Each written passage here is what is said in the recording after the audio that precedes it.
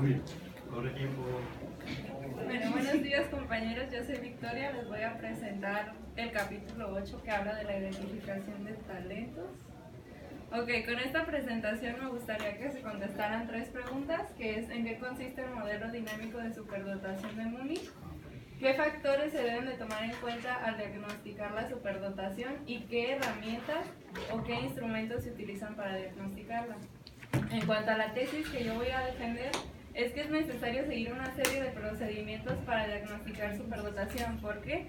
Porque leyendo esta lectura me di cuenta que es muy fácil detectar a alguien con superdotación, pero que realmente no tenga superdotación.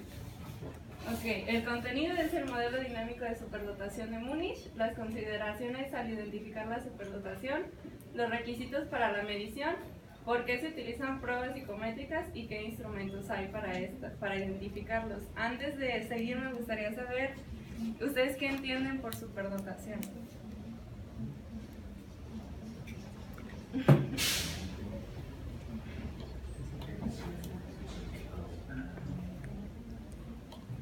¿O qué características tiene alguien superdotado? Un 6 superior a 130, compromiso con tarea y creatividad. Okay. Pero puede ser en diferentes áreas, ¿no? Ok. ¿Alguna otra aportación? Era pregunta. Es que ahorita lo voy a contestar. Pues se supone que deben de salir como de la norma, o sea, tienen que ser como individuos que tengan habilidades o capacidades distintos y pues sí. Ok, en sí están correctos y ahí es como donde tenemos que tener atención a la pregunta que hizo César. Lo que hace diferente un talento de alguien superdotado es que un talento es simplemente como sobresale pero en un área, y alguien con superdotación, aparte de tener un CI muy alto, puede desempeñarse en diferentes áreas. Ok, el modelo dinámico de superdotación de Múnich fue hecho por Heller y Peller, no sé si así se pronuncia. Se realizó un estudio de altas capacidades en la ciudad de Múnich, Alemania, por eso el nombre, y decidieron que este modelo era integrativo. Tomaron diferentes factores que ellos creían necesarios para que se diera la superdotación. En sí tomaron características individuales, lo que te da el entorno, la influencia que te da el entorno, y lo dividieron como según etapas de la escolaridad que se da. Lo voy a explicar un poquito más detalle adelante. Ok. Primero se basaron en las características individuales. Las características individuales que ellos tomaban como más importancia es la motivación que tenía la persona, cómo afrontaba el estrés, cómo afrontaba la ansiedad, el tipo de comportamientos que él tenía, la tenacidad, y a partir de ahí se podría decir que se definía su personalidad, cómo se iba a comportar, cómo iba a reaccionar hacia ciertos estímulos. Otras características individuales eran las innatas, que se encuentran de aquel lado. Estas características innatas son lo que decían, son base para que se dé la superdotación. Estas características también pueden ser como los limitantes, hasta dónde va a llegar esta persona. En esta área es lo que esos autores explicaban que, o sea, las personas con superdotación tienen más elevados que, digamos, la mayoría de nosotros. Ok, algunas de las que mencionaban eran la memoria de trabajo, la atención y control, el nivel de activación, que era como, decía que estas personas reaccionaban de una manera muy diferente a nosotros a los estímulos. Ellos necesitaban un pequeño estímulo para reaccionar de una manera como muy activa. La habituación, ¿alguien sabe qué es la habituación? ¿No? Ok, la habituación era esta manera en la que ellos como evitaban estímulos que no me sirven, por decirlo así. Se habituaban a decir, este estímulo realmente no me está ayudando para nada, lo excluyo. La percepción visual es otra, las habilidades motoras, entre otras. Después estaban las competencias generales. ¿A qué se refiere con esto? Decía que en las primeras etapas de la vida, en el preescolar, lo manejaban ellos, se iban a dar ciertas habilidades que podrían ser ya sea por las actividades que realizaba el niño o lo que hacía su familia. De igual manera, estas habilidades se iban a presentar. Además de esto, hacía como una diferenciación entre la construcción del conocimiento, que eran áreas como básicas sobre las que se da el conocimiento. Esto también decían que era como en superdotación eran muy altas, o sea, las personas se interesaban por lectura, escritura, aritmética o conocimientos sobre la naturaleza. Más adelante, esto que vimos anteriormente se iba a como especializar. Iban a tomar un área en la que realmente, o sea, que les interesara demasiado, que iban a llegar a dominar esa área muy bien. De ahí iban a decidir como a qué se iban a dedicar con ello. Ok, y algo súper importante para este modelo es las influencias que se van a dar del entorno. Decía que en la edad preescolar la influencia más grande que van a tener es de sus padres. Más adelante era como de sus maestros y en la secundaria de sus pares. Y ya en la universidad y a nivel profesional decía que son de compañeros, pares, etc. Ok, entonces en resumen, este modelo toma en cuenta las características personales, ya sean las innatas o de personalidad, las habilidades, que eran los factores de talento y de conocimiento, las actividades y áreas de conocimiento, que ya eran las con las que se especializaban, y tiene una gran influencia del entorno. Ok, pero aquí decía que era como muy importante tener algún instrumento que nos diera validez a la hora de identificar la superdotación. ¿Por qué? Porque era muy fácil caer en el error. Regularmente lo que se busca es tener estos hits, que son los que realmente están dotados, o sea, tener realmente a toda la población con superdotación. ¿Por qué? Porque en muchas ocasiones hay personas con superdotación que no notamos, ya sea porque no tienen como la idea esta de son súper aplicados o cosas así, o sea, saben muchísimo, pero tal vez no lo expresan. Y hay otros que tú crees que sí tienen superdotación, pero realmente no la tienen y los identificas como tal. Entonces los autores hacían 4 grupos, en uno donde estaban identificados como dotados y sí eran dotados, o sea, estaban bien identificados. Uno donde estaban identificados como no dotados, pero sí eran dotados, entonces no estaban bien identificados. Otro grupo donde estaban identificados como dotados, pero no eran dotados. Y el último grupo donde no eran dotados y no estaban identificados como dotados. Entonces proponían ellos como tener en cuenta los que estaban mal identificados a partir de realmente hacer pruebas psicométricas y validarlas, y a partir de ahí decir, realmente esta característica sí se está presentando, disminuir como los errores. Ok, pero entonces, ¿qué tenían que tener estas pruebas psicométricas para que se diera esta validez y confiabilidad? Estos son los factores que debe de tener la prueba psicométrica. ¿Alguien recuerda qué era cada uno de ellos? ¿Alguna vez en la carrera los vimos? ¿Recuerdan qué era la objetividad?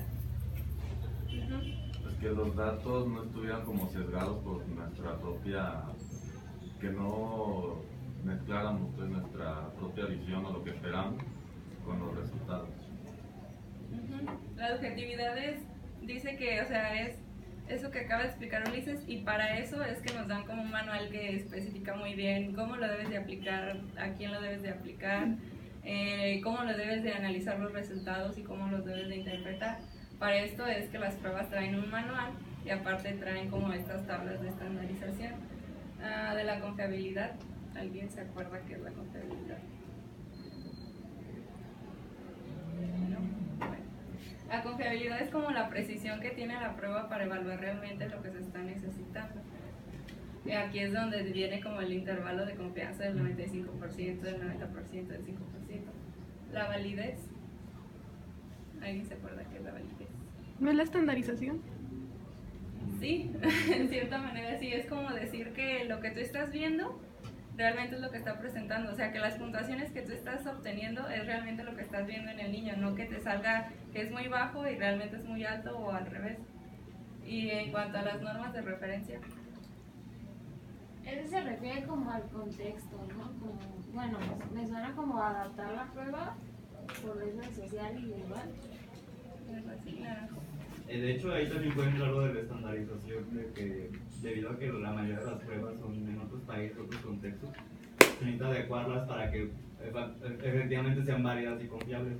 Además de que toman en cuenta, bueno, las normas sociales individuales, la percepción del individuo, qué es lo que debe de tener según el contexto, y también las normas orientadas a la tarea, así como Ok, sí, las normas de referencias, por ejemplo, las sociales, cuando te dicen, según el grupo de edad, la persona está por arriba, normal o baja.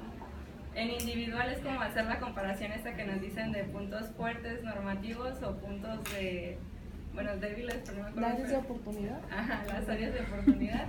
Y las orientadas a la tarea es como cuando ya das algún tipo de intervención y evalúas un área en específico y quieres ver si realmente se avanzó o no. Pero sí es esto de la estandarización. Y otra cosa importante que decía el autor es que se debe de tener equidad en la aplicación, que debes de ser imparcial, no importa quién se lo aplique, se lo debes de aplicar de la misma manera. Ok, pero ¿por qué es tan importante tener el uso de pruebas psicométricas? Porque nos van a dar 4 características básicas. Primero vamos a medir características definidas, en este caso es la inteligencia. Nos va a dar resultados objetivos numéricos que nos van a ayudar a comparar con la demás población. Aparte nos van a decir en dónde se encuentra la persona que estamos evaluando, por debajo del promedio, en el promedio o arriba del promedio. Esto regularmente dice que todas las pruebas usan la campana de Gauss y nos van a ayudar a predecir el rendimiento que va a tener nuestro evaluado. Ok, los instrumentos que se usan para identificar la superdotación son estos. Me gustaría saber cuáles ya conocen. Me imagino que los que ya conocen son el WIS y el Raven. ¿Conocen alguno de los otros? El Peabody. ¿Me podrías explicar como un poquito de qué trata? No recuerdo el autor, pero el Peabody son unas láminas. Y esas láminas contienen imágenes según un grupo de edad. Y aparte tienes una hoja de respuestas que viene con la lista. Entonces le dices a la persona que vea la imagen y te diga qué dice cada una. Entonces tú ves si es una palma y te dice palma, entonces ya pones la palma. Así Si es. dice árbol, pues se tacha como, o se cuenta como mala y no se cuenta.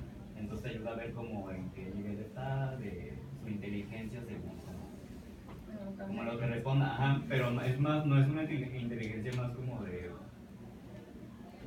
hacer cosas. Le llaman otro tipo de inteligencia, pero no sé si tú tienes esa.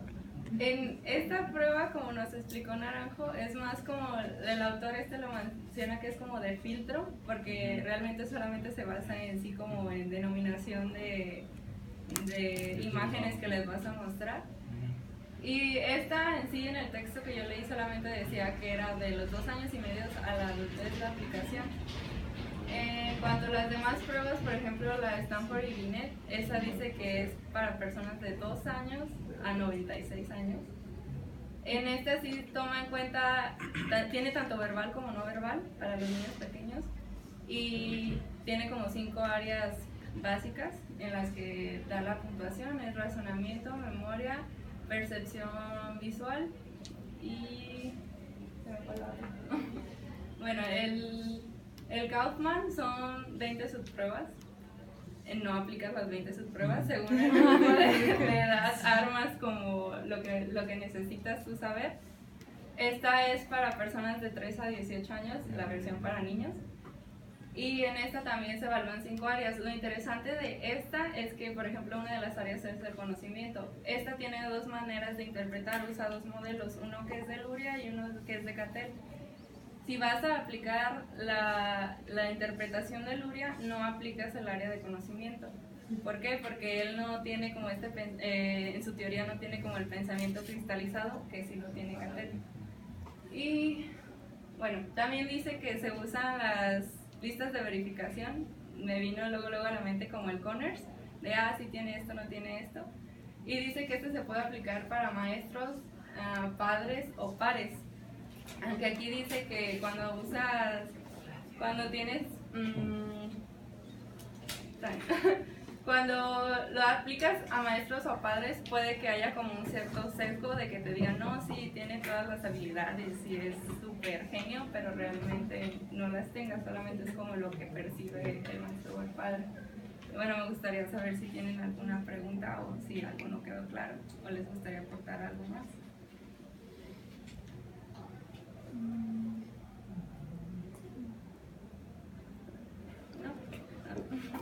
Pues yo considero importante el saber qué pruebas poder aplicar, porque el diagrama que nos pusiste, o gráfica que nos pusiste, donde se ve que el número de personas que tienen superdotación y que son identificados, pues nos dice que hay un gran número de personas que sí tienen superdotación, pero por ya sea por, no sé, mal manejo del instrumento o por algún tipo de carencia, pues quedan sin identificar, y el identificar estos casos pues nos permite como diseñar planes para que ellos puedan potencializar pues, estos dones, no sé qué palabra usar, o estas capacidades. Entonces, pues el saber que tenemos que dar una prueba, algo que nos diga si esta persona tiene superdotación según este autor, pues creo que es importante, porque muchas veces identificamos casos pero solamente por observación. Entonces creo que en la cuestión ya oficial pues es necesario como tener, como dicen, tener los pelos de la burra en la mano.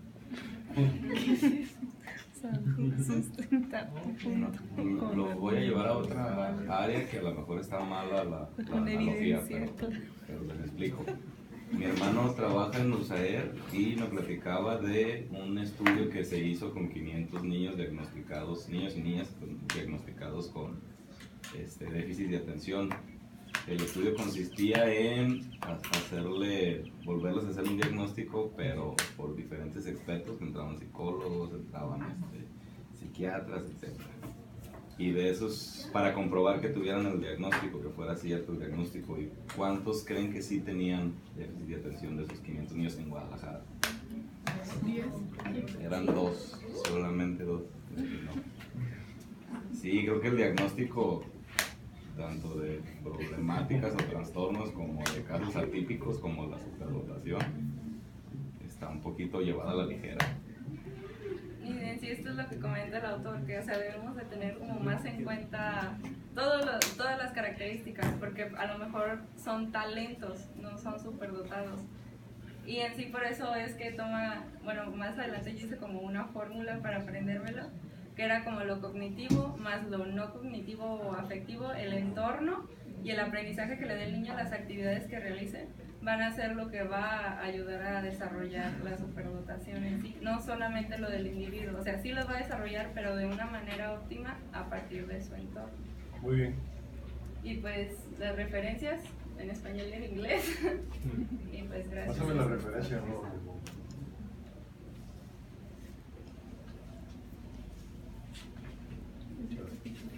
Muy bien, un aplauso a la compañía. Muy bien.